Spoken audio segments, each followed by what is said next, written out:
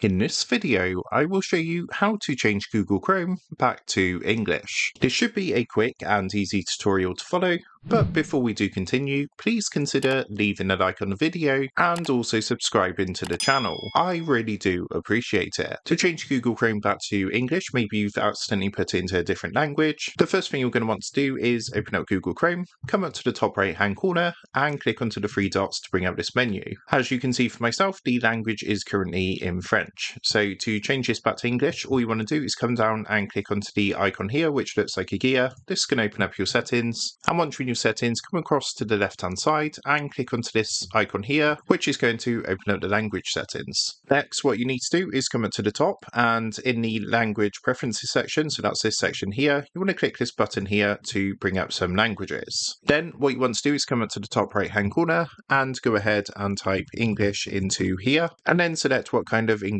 you want to change to. So as you can see, there's a few variations on the English language, but for myself, I'm just going to go ahead and select the UK one, Oxford, down here. Once you select that, click onto the blue button underneath. What it's going to do is add it to your list of languages. Now, all you need to do is locate that language. So that was this one down here, and then come to the right hand side, click onto the three dots. And what you want to do is tick this box here.